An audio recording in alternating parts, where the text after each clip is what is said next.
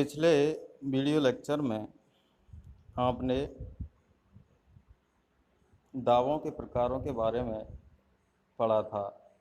इसी कड़ी को हम आगे रखते हुए जो पिछले वीडियो लेक्चर में आपने देखा था उसमें दावों के प्रकार में फर्स्ट नंबर पढ़ा था आपने सरकार के द्वारा अथवा उसके विरुद्धवाद। इसमें जो सिविल प्रक्रिया संहिता 1908 है उसका जो ऑर्डर 27, धारा 79, 89, 80 और भारतीय संविधान के अनुच्छेद 300 को कवर किया था। इसके पश्चात आपने दूसरा जो प्रकार देखा था वह था संविधान के निर्वचन या विधि की वैधानिकता से संबंधित बात। इसमें जो सीपीसी अर्थात सिविल प्रक्रिया संहिता 1908 का जो ऑर्डर कवर हुआ था वो था 27A। उसके पश्चात आपने वादों के प्रकार में तीसरे नंबर का था वो था सैनिकों द्वारा अथवा उसके विरुद्ध दावा। इसमें सिविल प्रक्रिया संहिता 1908 का जो ऑर्डर कवर हुआ था वो हुआ था 28। और आज के जो वीडियो लेक्चर में हम आपको बताएंगे वो है अगला वाद जो कि निगमों के द्वारा अथवा उनके विरुद्धवाद। इसमें जो कवर होता है वो होता है ऑर्डर 29 अर्थात सीपीसी सिविल प्रक्रिया संहिता 1908 का ऑर्डर 29। तो इसके संबंध में हम देखते हैं कि जब कंपनी के द्वारा विरुद्ध दावे किए जाते हैं तो उसमें क्या स्थिति होती है। उसमें स्वयं कंपनी को ही क्या बनाया जाता है, पक्षकार बनाया जाता है। स्वयं कंपनी को, किसको, स्वयं कंपनी को ही क्या बनाया जाएगा, पक्षकार बनाया जाएगा। अब आदेश 29 अर्थात सिविल प्रक्रिया संहिता 1908 का आदेश 29 और रूल्स 1 क्या कहता है कि ऐसे दावे के अभिवचन कंपनी के अर्थात ऐसे दावे के अभिवचन कंपनी के सचिव, निदेशक और मुख्य अधिकारी के द्वारा हस्ताक्षरित और सत्यापित किए जाएंगे। अगर कंपनी के द्वारा कोई भी दावा किया जाता है तो वो दावे किसके द्वारा, कंपनी के सचिव, निदेशक या मुख्य अधिकारी के द्वारा हस्ताक्षरित और सत्यापित किए जाएंगे। अब इसी के संबंध में ऑर्डर 29 रूल्स 2 क्या बोलता है कि अगर कंपनी के विरुद्ध कोई भी दावा दायर किया जाता है तो ऐसी दशा में जो भी समन या नोटिस जारी किया जाता है वो किसके नाम से जारी किया जाएगा, वो सचिव, जो भी कंपनी का सचिव होता है, निदेशक होता है और मुख्य अधिकारी होता है, उसके द्वारा उसके नाम से ही क्या किया जाएगा, जारी किया जाएगा और उन्हीं अधिकारियों पर क्या की जाएगी, तामील की जाएगी। अब सवाल ये उत्पन्न होता है कि कंपनी के विरुद्ध दावा दायर किया, समन जारी किया, नोटिस भी जारी किया, तो वो भेजे कहाँ जाएंगे। तो वो जो भी समन या नोटिस होता है वो कंपनी के कार्यालय अर्थात जो कंपनी का कार्यालय होता है या कंपनी का कोई भी कारोबार का स्थान होता है उसके पते पर भेजे जा सकते हैं।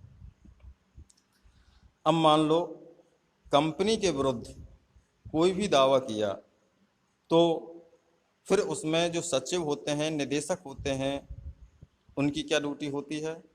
कंपनी के जो सचिव, निदेशक, मुख्य अधिकारी होते हैं उनको न्यायालय में व्यक्तिगत उपस्थिति होने की आवश्यकता नहीं होती है। और अगर न्यायालय के द्वारा ये आदेश दिया गया है कि वो व्यक्तिगत रूप से उपस्थित हों तो न्यायालय अगर उचित समझे तो उपस्थिति के आदेश दे सकता है। कहने का मतलब यह है कि अगर कंपनी के विरुद्ध अगर कोई भी दावा दायर किया जाता है तो जो कंपनी के अधिकारी होते हैं, अर्थात सेक्रेटरी होता है, डायरेक्टर होता है, या कोई मेन ऑफिसर होता है, चीफ ऑफिसर होता है, तो वो व्यक्तिगत रूप से दायी नहीं होते हैं और ना ही उनकी व्यक्तिगत रूप से कोई भी संपत्ति कुर्क की जाती है। अब अगला जो वाद अर्थात दावा है, उसका प्रकार है कि फर्म के द्वारा, अर्थात किसी भी फर्म के द्वारा दावा दायर किया जा सकता है अथवा उसके विरुद्ध भी दावा दायर किया जा सकता है। तो इसके संबंध में आपको आदेश 30 अर्थात सिविल प्रक्रिया संहिता 1908 का आदेश 30 इस संबंध में बताता है। तो सर्वप्रथम हम देखते हैं कि फर्म क्या होती है, साझेदारी फर्म होती है। तो सर्वप्रथम हम देखते हैं कि साझेदारी होती क्या है, कि दो या अधिक व्यक्तियों के मध्य संबंध क्या होती है, दो या अधिक व्यक्ति। तो कहने का मतलब है किसी भी फर्म में दो से अधिक व्यक्तियों का होना अति आवश्यक है। तो दो या अधिक व्यक्तियों के संबंध में क्या है, करार है। क्या है, करार। अब वो करार किस लिए हुआ है, लाभ कमाने के लिए। लाभ कमाने के लिए अगर कोई करार होता है तो वो क्या होती है, साझेदारी कहलाती है। अब प्रबंध या तो उन सभी के द्वारा किया जाएगा, या तो उन सभी के द्वारा किया जाएगा, या उनकी ओर से किसी के द्वारा किया जा सकता है। अब सवाल ये उत्पन्न होता है कि अगर जो फर्म होती है उसका पंजीकरण नहीं कराया जाता है तो क्या कुछ अयोग्यताएं उत्पन्न हो जाती हैं? यस, अयोग्यताएं उत्पन्न होती हैं। जैसे वो दावा दायर नहीं कर सकती। अगर कोई फर्म पंजीकृत नहीं है तो पहली अयोग्यता तो यही हो गई कि वो दावा दायर नहीं कर सकती। लेकिन दावा करने पर उसका, अगर पंजीकृत फर्म नहीं है और अगर उसके द्वारा दावा दायर किया जाता है तो वो कर सकता है। लेकिन अयोग्यता यही होगी कि वो दावा दायर नहीं कर सकती। अब आदेश पे आ जाते हैं हम। आदेश 30 क्या बताता है कि कोई भी दावा अगर फर्म के विरुद्ध किया जाता है तो फर्म के नाम में, किसके नाम में, फर्म के नाम में, या सभी या किन्हीं साझेदारों के नाम में से किया जा सकता है। अब कौन सी फर्म के विरुद्ध? फर्म ऐसा भी हो सकता है कि वर्तमान में हो, और फर्म ऐसी भी हो सकती है कि उस फर्म का विघटन भी हो गया हो। तो विरुद्ध अगर कोई दावा किया जाता है किसके, किसी भी फर्म के, तो वो वर्तमान फर्म भी हो सकती है और विघटित फर्म भी हो सकती है। अब सवाल ये उत्पन्न होता है कि फर्म के विरुद्ध अगर कोई भी दावा दायर किया गया है तो उस समन की तामील कहाँ की जाएगी, रजिस्टर्ड कार्यालय पर की जाएगी। अगर रजिस्टर्ड कार्यालय नहीं है उस फर्म का तो कार्य अर्थात कार्य किए जाने वाले स्थान पर की जा सकती है। अब सवाल ये उत्पन्न होता है कि समन की तामील किस पर की जाएगी? समन की तामील किसी भी साझेदार पर की जा सकती है। एक पर तामील अगर की गई है तो सभी पर तामील मानी जाएगी।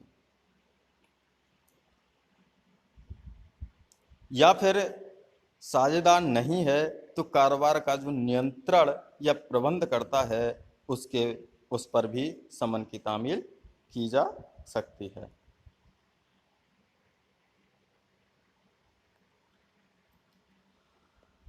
अब आगे चलते हैं हम। विघटित फर्म के विरुद्ध अगर समन की तामील की जा रही है तो कहाँ की जाएगी? उस न्यायालय में वाद दायर किया गया है, जिस न्यायालय में वाद दायर किया गया है जिसके स्थानीय क्षेत्राधिकार में ऐसा साझेदार निवास करता है या कारोबार करता है या आजीविका करता है। अब कभी कभार ये स्थिति उत्पन्न हो जाती है कि समन किया गया और वो व्यक्ति साझेदार नहीं है, तो उसके संबंध में वो व्यक्ति आपत्ति या प्रतिरोध के अंतर्गत उपस्थिति दे सकता है। अब न्यायालय के द्वारा यह निश्चित किया जाएगा कि वह साझेदार है या नहीं है तो रिकॉर्ड पर पक्षकार बना लेगा, नहीं है तो उसको क्या कर देगा, वो उन्मोचित कर देगा। ऐसी स्थिति तब उत्पन्न होती है जब कोई व्यक्ति साझेदार रहा है लेकिन बाद में वो साझेदारी फर्म से क्या हो गया है, अलग हो गया है। अब फर्म क्या होती है, साझेदारों के समूह को क्या बोलते हैं, हम फर्म बोलते हैं। और फर्म का नाम क्या होता है, जिस नाम से साझेदारी का कारोबार या व्यवसाय किया जाता है वो फर्म का नाम होता है। Thank you.